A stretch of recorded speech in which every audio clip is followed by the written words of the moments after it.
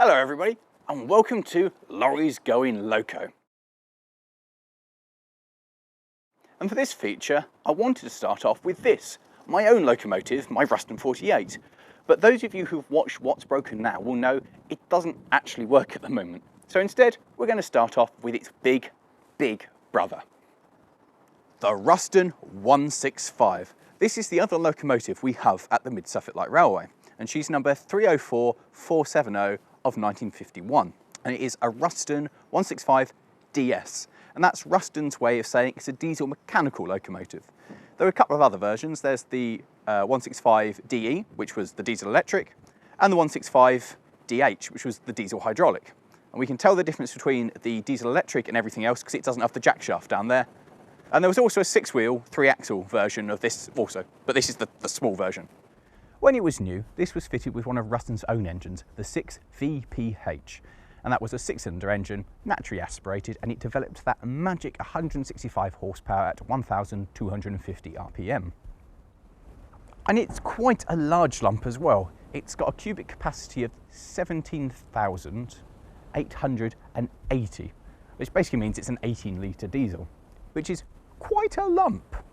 She was supplied new in 1951 to the West Midlands Gas Board, and it went to Neckles East Works in Staffordshire, where it became their works number 12, and it was there for about 10 years before it moved on to Windsor Street Works in Birmingham. In 1974, it was sold to Unigate Foods, who in 1979 became Dairy Crest Foods Limited.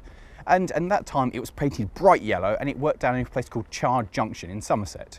And it had some massive great like floodlights on the front and the back. And it spent the rest of its working life there. And it was during this time that the engine failed. And that was then replaced with the lump it has in it today, which is a Gardner 6L3B, which generates 195 horsepower at about 1300 RPM. And it's also an 18-litre lump, so it's basically the same size thing, just a bit more powerful and also a bit more heavy. Swapping the engines made this thing 2 tons more heavy, so it's now just under 30 tons. In 1987, Dairy Crest were looking to dispose of the engine, and it was bought by a group of enthusiasts who took it to the Choseley and Wallingford Railway in Oxfordshire, and then it was used periodically until 1991, where it caught fire. The locomotive was then repaired, but didn't see much traffic. Which brings us up to when it came to here. In 1998, it turned up at the Mid-Suffolk Light Railway because the fledgling railway had grown to a stage where it had enough wagons and things that it needed some kind of motive power to move things around. And so it arrived here on loan. And originally this was agreed for 3 years, but upon arrival it was found that the locomotive needed an awful amount of work to bring it up to standard. And when the loan came to an end, the owning group asked whether or not the museum would like to buy the locomotive. So we did. And it's been here ever since. In more recent times, the locomotive has been given the name Ruston after our landlord. And it's carried a couple of liveries. It was originally painted in a kind of pseudo Mid-Suffolk Light Railway maroon to kind of carry on from the original engines, and carried the number 4. But this didn't wear very well, and it kind of looked quite hideous. And so it's been repainted black, which is starting to need doing again. But luckily, there's an awful lot of green paint left over from painting my Ruston.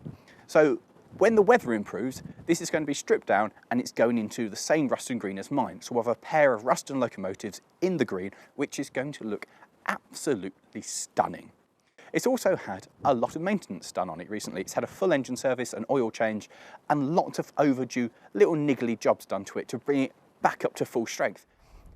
She's an air brake locomotive, and you can see the air tanks and some of the air apparatus underneath the running board. But when it came to the railway, we had to add vacuum braking to it so that it could move our vintage stock. So we did. And you'll notice with the cab design, you can see there's a lot of similarities between this cab and the cab on my little engine. The window shape, size, the doors, they're all basically a standard design. But that's about where the similarities end. So, in all, it's actually quite an attractive little locomotive, and when it came out of the paint shop the last time round, it looked beautiful, whereas now it looks rough, I think is the way of putting it politely. Mechanically, pretty damn good now. Cosmetically lacking. There's some corrosion, some rust coming through, and it just generally needs that little bit of TLC, which has been neglected for the last, 20 odd years, I suppose. Underneath this, there lurks a very nice locomotive. I think, at least.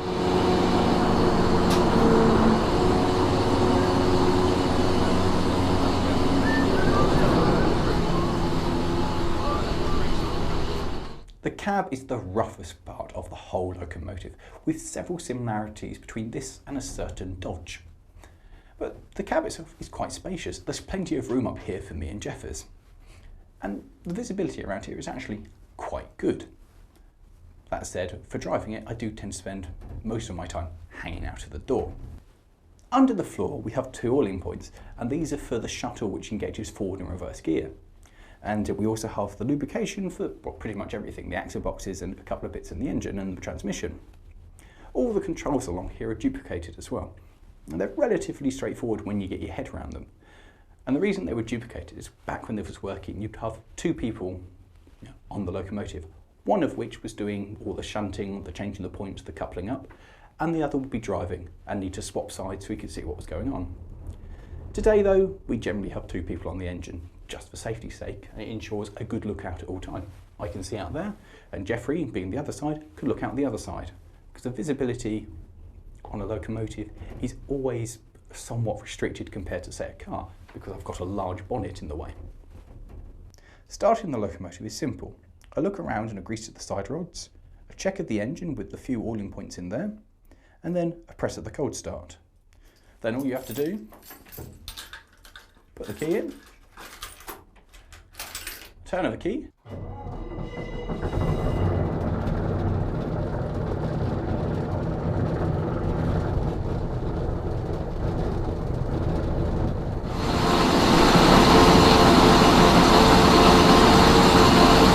started, we need to wait for the air to build, and we have this new addition, this alarm, which will sound when the air pressure is low. It can be cancelled with that switch there, but it will sound if you try to move the locomotive with less than 80 psi of air. Now, the thought process behind this is that once the air pressure starts to drop, that's your braking force, that's how much force you can apply on the brakes. So less air means less effective brakes. And so it's an additional safety thing, just to make sure that when the locomotive moves, it will have sufficient air and a sufficient force to stop it and the train that it's moving, because this whole railway is on a gradient.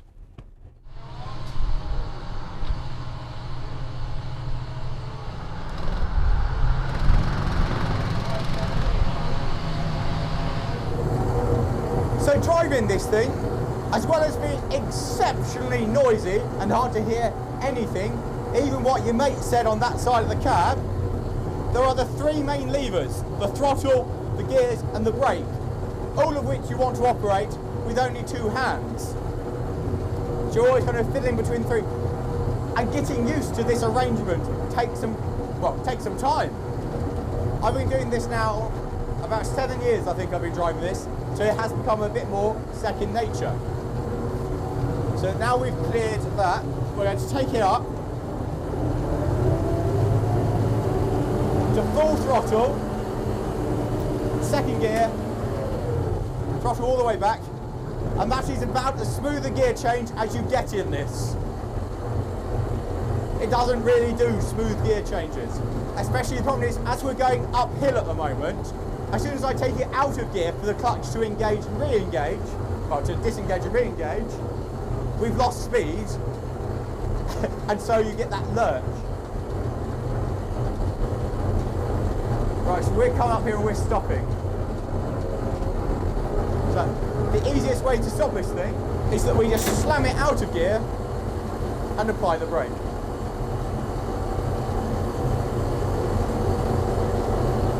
And once we've stopped, then you can think about the revs and make things a bit more bearable to live with.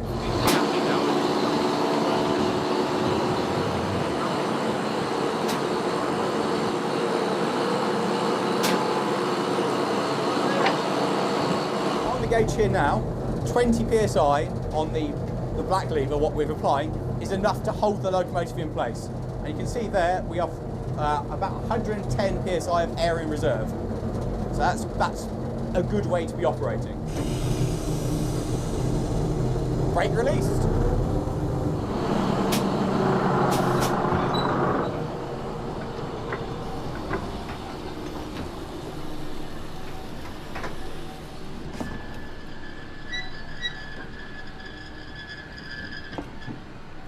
first notch on this is the start gear, and that allows the conical clutches to slip. That takes away some of the force, some of that torque, some of that pain of an engaging clutch, and takes some of the stress out of the mechanism. If you were to try and just drop it straight into first gear with a long train, you're going to end up damaging the mechanism, because that's a lot of force to suddenly come from nowhere. So that's the way we start it. It allows things to slip and starts you get moving slowly. And because the clutches are in oil, slipping doesn't do them any harm.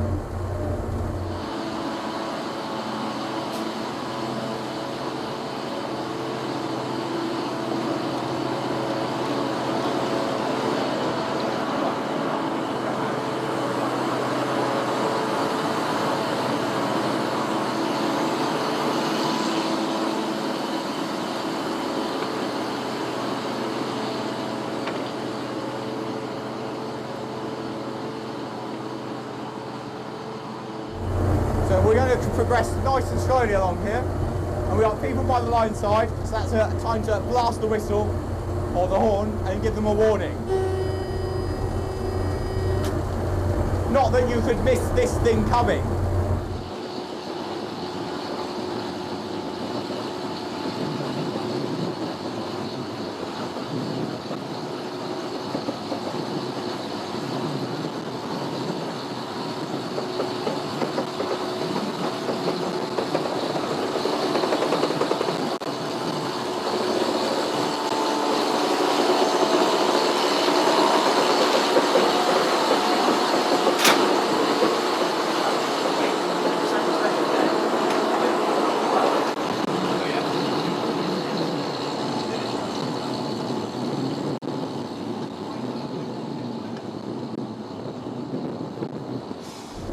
So trying to drive it does involve a lot of hanging out the door or the window, reaching for a control somewhat blindly, going, where do I need?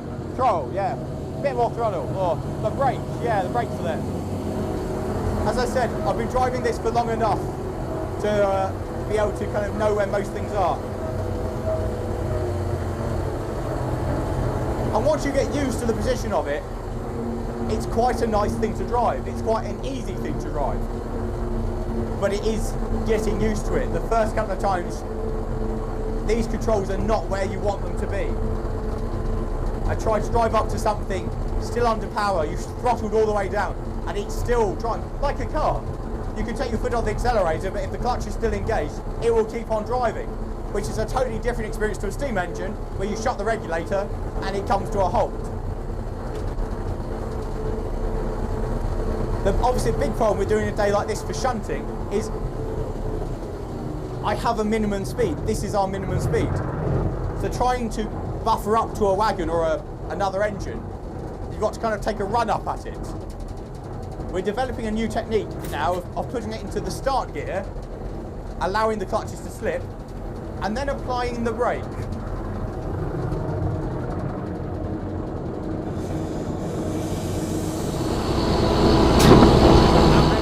The other control that's in here is this, that's been added, and that's our vacuum brake. Now here you can see the vacuum being generated, which would take the brake off on the train if we were coupled to anything. The downside with this being added is the linkage goes across here, which prevents me from putting the gears into fourth. Not that I really need to get into fourth gear on a quarter of a mile railway.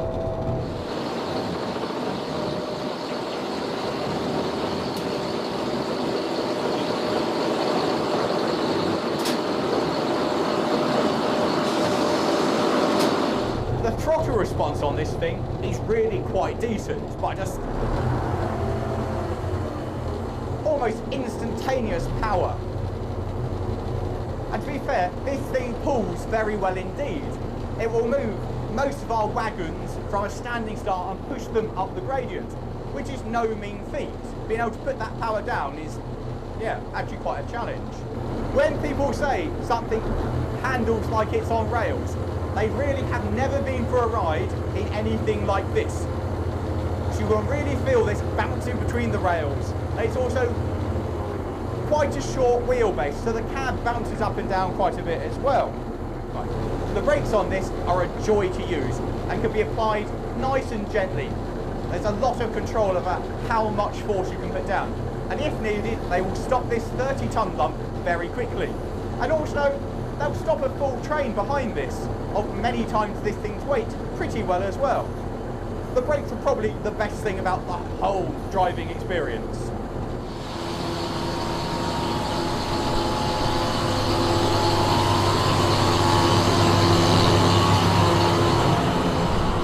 So in all, it is a genuinely really useful locomotive, and it's done the Mid-Suffolk Light Railway proud. And when it gets that well-deserved coat of paint, it's really going to look the part, because let's be honest, right now, it looks pretty rough. And I hope you've enjoyed this visit to the Mid-Suffolk Light Railway and seen the 165. And if you're interested and think about volunteering, the railway is always looking for more people. And there's a link to the railway's website in the description for this video, so have a look. And if not, come visit it sometime in the summer. It's a nice place. And that's the end of Lawrie Goes Loco, or at least episode 1 of Lawrie Goes Loco. I really hope you've enjoyed it. Please give us a like if you have, and if you haven't already, subscribe. And leave a comment, let us know what you think about the somewhat manky diesel behind me. And if you've got a locomotive and you'd like me to review it, please get in touch. But for now, thank you very much for watching, guys, and I'll see you next time. Now, if you're curious to how that thing there has got here, then how about you have a watch of this video? And if you want to see some of the work that we've done on it, how about have a look at this video here?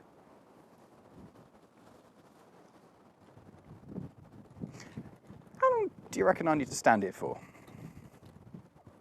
I mean, if anyone's going to have watched them videos, they've probably clicked on them already. So